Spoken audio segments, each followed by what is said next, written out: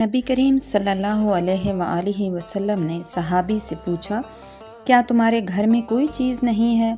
صحابی رضی اللہ تعالیٰ عنہ نے عرض کیا، یا رسول اللہ، ہمارے پاس ایک کمبل ہے جو ہم آدھا نیچے بچھا لیتے ہیں، آدھا اوپر اوڑھ لیتے ہیں، اور ایک پیالہ ہے، اس میں ہم پانی پیتے ہیں۔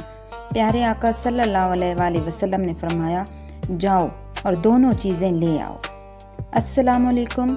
آج ہم ایک ایسے صحابی کے بارے میں بات کریں گے جو انصاری تھے اور ان کے معاشی حالات بہت کمزور تھے۔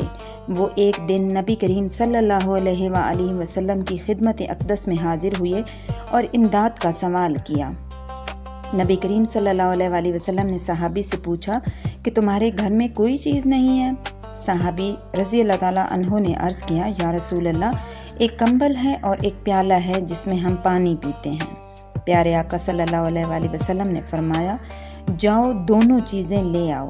وہ صحابی رضی اللہ تعالیٰ عنہ گھر گئے، کمبل اٹھایا، پیالہ ہاتھ میں لیا اور بارگاہ رسالت میں حاضر ہو گئے۔ نبی کریم صلی اللہ علیہ وآلہ وسلم نے مجلس میں اعلان فرمایا، کون یہ دونوں چیزیں خریدے گا؟ ایک صحابی نے عرض کیا، یا رسول اللہ، میں 1 درہم کے بدلے خریدتا ہوں۔ فرمایا، کوئی اور ہے جو اس سے زیادہ اس کی قیمت لگائے؟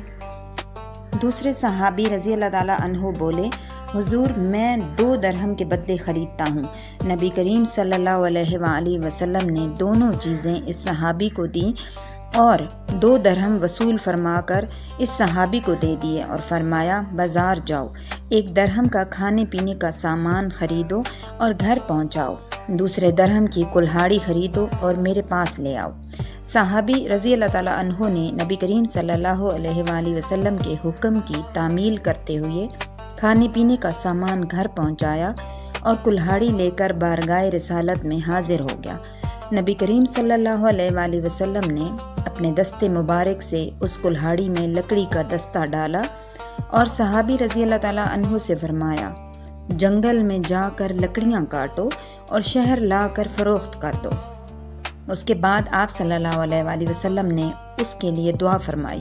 آپ صلی اللہ علیہ وآلہ وسلم کی دعا اور اپنی محنت کی برکت سے مالا مال ہو گئے۔